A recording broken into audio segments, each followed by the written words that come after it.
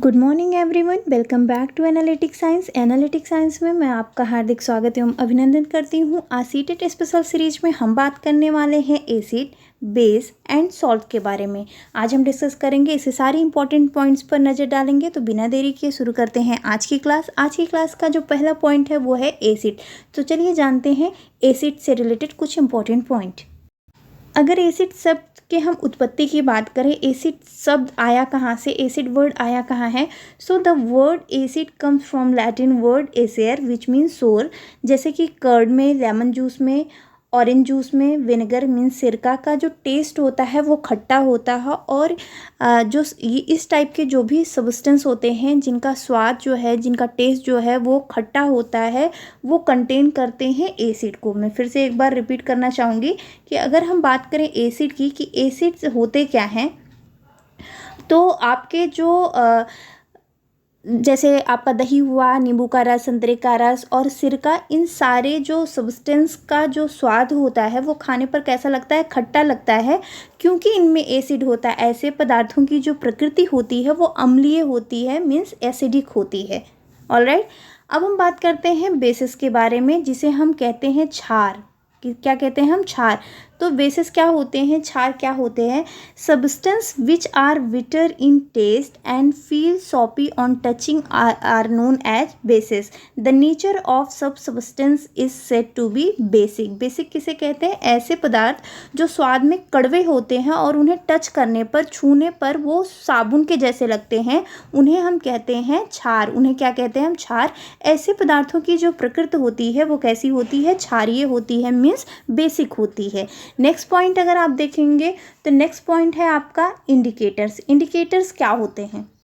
Indicators एक special type के substance होते हैं जो एसिडिक और बेसिक सब्सटेंस को टेस्ट करने के लिए यूज होते हैं। Special type of substance are use to test whether a substance is acidic और बेसिक।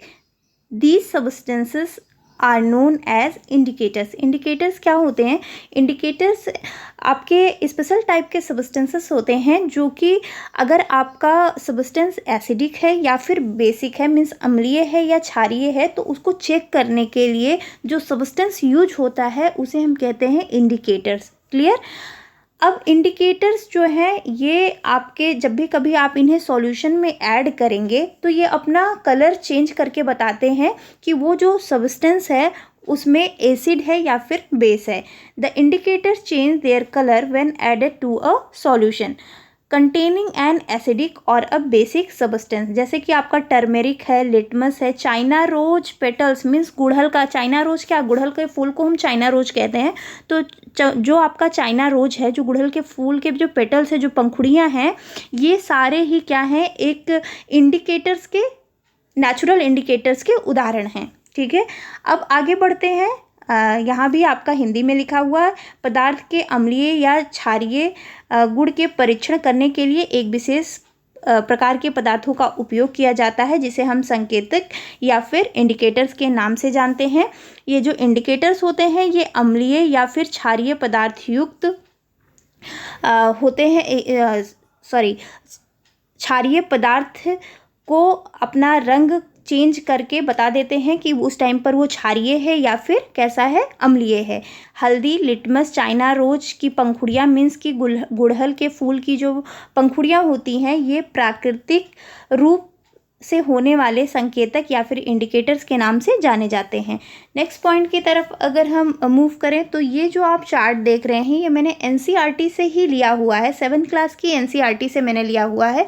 यहाँ पर कुछ ऐसे पॉइंट दिए गए हैं, एक तरफ एसिड का नाम आप देख रहे हैं, दूसरी तरफ देख रहे हैं ये किन चीज़ों में पाया जाता है। यहाँ से सीटेट क्या, बहुत सारे ऐसे कॉम्पिटेटिव एग्जाम्स होते हैं जहाँ पर क्वेश्चन पूछे जाते हैं। जैसे अगर विनेगर की बात की जाए कि विनेगर में कौन सा एसिड पाया जाता है, तो एसिटिक एसिड विनेगर में, मीन्स सिरका में एसिटिक एसिड पाया जाता है। आंत स्टिंग में, चींटी में अगर हम बात करें तो फॉर्मिक एसिड पाया जाता है। सिट्रस फ्रूट्स मीन्स कि जो खट्टे फल होते हैं जैसे कि ऑरेंज और लेमन, इनमें जो एसिड पाया जाता है वो सिट्रिक एसिड होता है। कर्ड की अगर हम बात करें तो लैक्टिक एसिड होता है। ठीक है। उसके साथ अगर हम आंवला और कुछ सिट्रस फ्रूट्स की बात करें जो विटामिन सी को कंटेन करते हैं, उसमें एस्कॉर्बिक एसिड पाया जाता है। ठीक, उसके बाद अगर हम अनराइप मतलब कच्चे आम की बात करें, ग्रेप्स की बात करें, टर्माराइड की बात करें, उसमें आपके टार्टारिक एसिड पाया जाता है। साथ ही साथ ये दूसरा भी आपका जो कुछ बेस के नाम दिए गए हैं, वो बेस कहाँ पर मिल रहे हैं, फाउंड इन, इनका भी नाम दिया गया है। तो चलिए हम देखते हैं। लाइम वाटर की अगर हम बात करें तो कैल्शियम हाइड्रोक्साइड बेस पाया जाता है।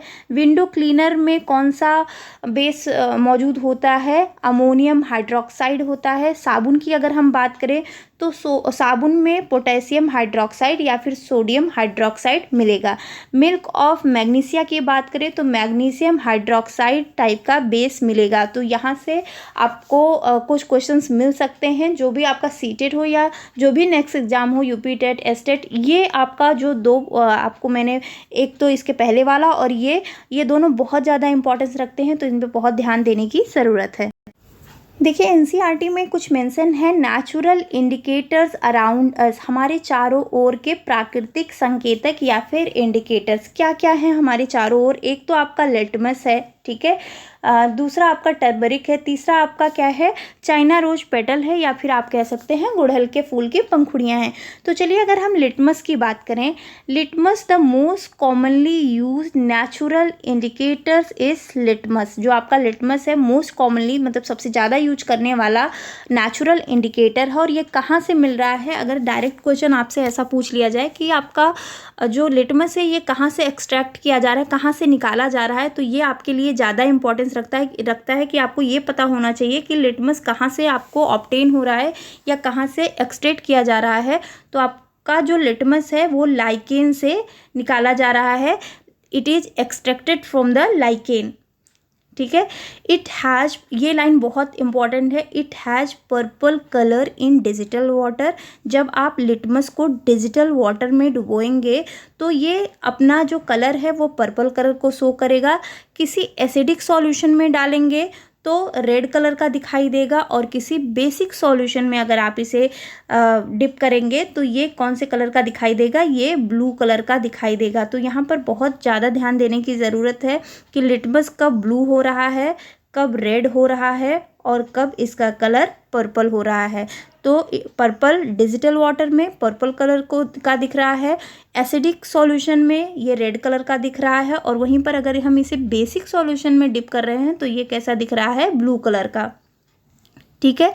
एक और इम्पॉर्टेंट बात मैं आपको बताना चाहूँगी, ये जो लिटमस होते हैं ये सॉल्यूशन के भी फॉर्म में मिलेंगे आपको, और ये स्ट्रिप फॉर्म में भी पेपर के जैसे भी दिखाई देंगे, जैसे कि आप यहाँ पर देख रहे हैं। लिटमस पेपर अगर आप कभी लैब में गए होंगे तो जाहिर सी बात है कि आप ज़रूर ही गए होंगे, तो आपको लैब में इस टाइप के पेपर दिखाई देते हैं जिसे टीचर बताते हैं कि ये लिटमस का पेपर है। तो ये जो लिटमस है ये सॉल्यूशन फॉर्म में भी मार्केट में अवेलेबल है और स्ट्रिप के फॉर्म में भी अवेलेबल है, ठीक है।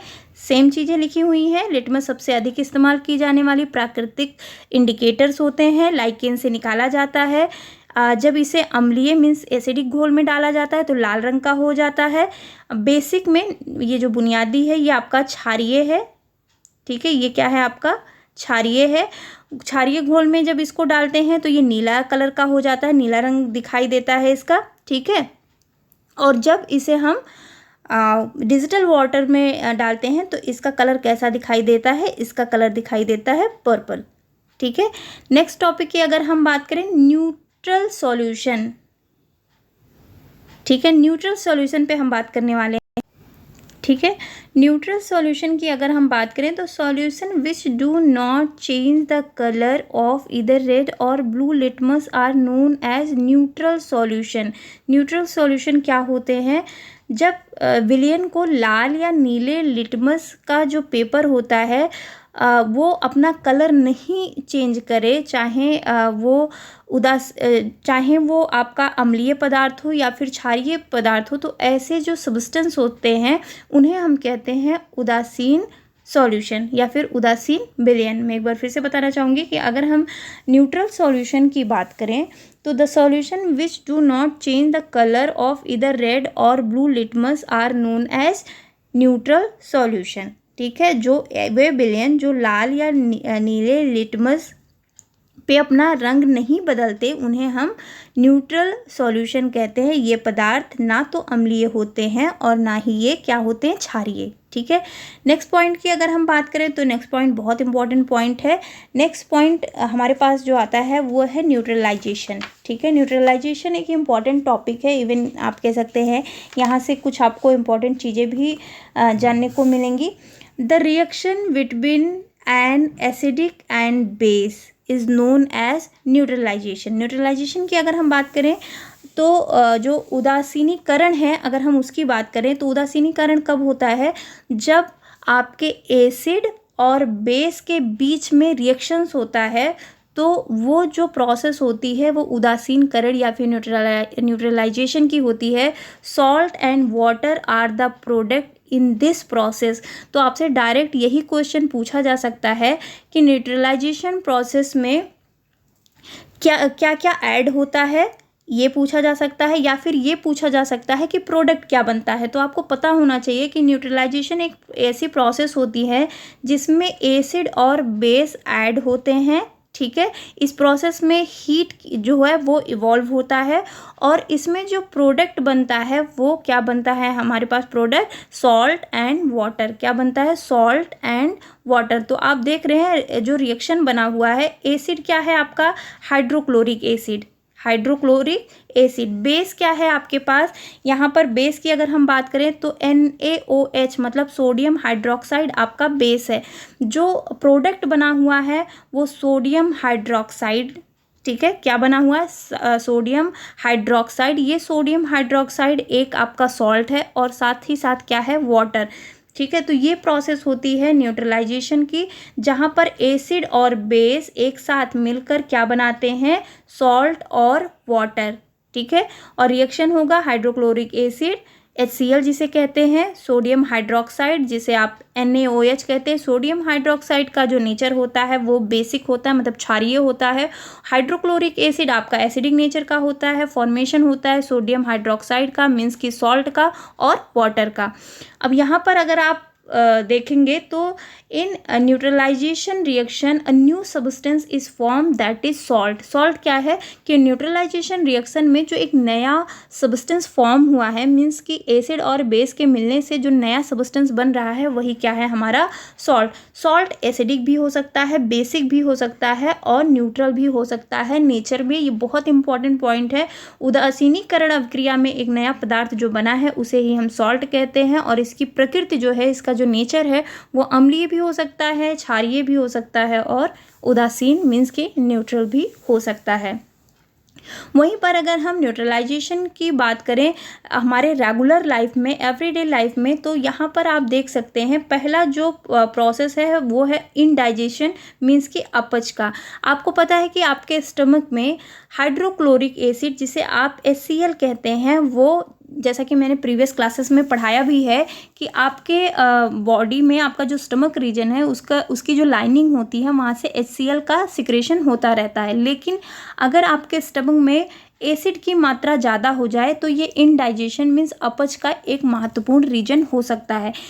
कभी कभी ये जो इनडाइजेशन की प्रोसेस होती है वो पेनफुल प्रोसेस होती है, तो इससे रिलीव मीन्स इनडाइजेशन से, अपच से रिलीफ पाने के लिए एक एंटी एसिड का यूज होता है, जैसे कि आपका मिल्क ऑफ मैग्नीशिया है। और मैंने स्टार्टिंग में ही आपसे कहा था कि मिल्क ऑफ मैग्नीशिया कंटेन करता है मैग्नीशियम हाइड्रोक्साइड। इसके पहले जो मैंने आपको 2 चार्ट दिखाए हुए थे जहाँ पर मैंने कहा था कि ये आपका NCERT का चार्ट है, वहाँ पर ये लाइन मेंशन है मिल्क ऑफ मैग्नीशिया जो कि आपका मैग्नीशियम हाइड्रोक्साइड को कंटेन करता है।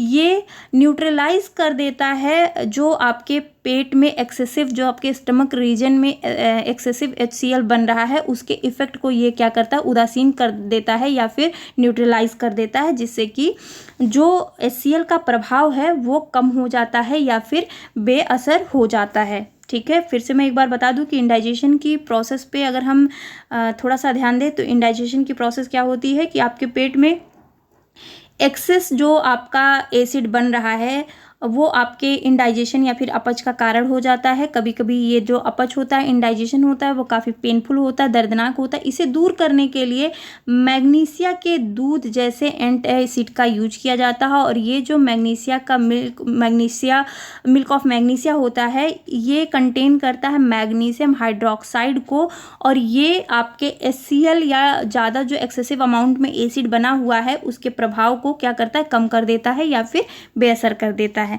नेक्स्ट पॉइंट की अगर हम बात करें तो आंट बाइट, जब चींटी हमें काटती है तो हमें पता है कि आंट के स्टिंग में जो एसिड पाया जाता है वो फॉर्मिक एसिड होता है। और जो जब चींटी काटती है तो जो आपका एक कह सकते हैं कि जलन या फिर दर्द होता है, तो उसके इफ़ेक्ट को न्यूट्रलाइज करने के लिए मॉइस्ट बेकिंग सोडा का यूज होता है, जिसमें सोडियम हाइड्रोजन कार्बोनेट होता है या फिर कैलामाइन सॉल्यूशन होता है, जो कंटेन करता है जिंक कार्बोनेट को। ठीक है, ये आपके फॉर्मिक एसिड के प्रभाव को कम कर देता है। अगर चींटी ने काटी हुई है या आंट बाइट की अगर हम लोग बात करें, जहाँ पर भी आपका फॉर्मिक एसिड जो रिलीज कर रहे हैं, फॉर्मिक एसिड के इफेक्ट को कम करने के लिए या फिर मॉइस्ट मीन्स की नरम जो या फिर गीला जो बेकिंग सोडा होता है उसे या फिर आपके कैल्शियम सॉल्यूशन को जो कि जिंक कार्बोनेट को कंटेन करता है उसको रब करते हैं, जिससे कि जो आंट का इफेक्ट होता है या फॉर्मिक एसिड का जो प्रभाव होता है वो कम हो जाता है। उसी के साथ ही आपके सॉइल का भी ट्रीटमेंट किया जाता है। अगर सॉइल के ट्रीटमेंट की बात करें, क्योंकि हम पढ़ रहे हैं न्यूट्रलाइजेशन इन एवरीडे लाइफ, तो सॉइल ट्रीटमेंट में आपको जानना होगा कि हमारे जो सॉइल है या फिर हमारे इस टाइम पर एक्सेसिव केमिकल फर्टिलाइजर्स का यूज हो रहा है, जिससे जो सॉइल का नेचर है वो कैसा होता जा रहा है, acidic. Excessive use of chemical fertilisation make the soil acidic. ठीक है, जिसकी वजह से plant do not grow well when the soil is either too acidic और टू बेसिक। जो प्लांट्स हैं हमारे, या तो वो ज़्यादा एसिडिक नेचर के हो जा रहे हैं या फिर ज़्यादा बेसिक नेचर के हो जा रहे हैं। अगर मिट्टी में एसिडिक और बेसिक नेचर ज़्यादा हो रहा है तो प्लांट जो है वहाँ पर अच्छे से ग्रो नहीं कर पा रहे हैं। ठीक है, तो इसके इफ़ेक्ट को कम करने के लिए अगर आपकी सॉइल में एसिडिक या फिर एसिडिक नेचर ज़्यादा है या आपकी सॉइल ज़्यादा एसिडिक हो गई है, तो कैल्शियम ऑक्साइड के साथ उसका उपचार कर सकते हैं। मीन्स कैल्शियम ऑक्साइड डाल के उसके इफ़ेक्ट को, एसिडिक इफ़ेक्ट को कम कर सकते हैं।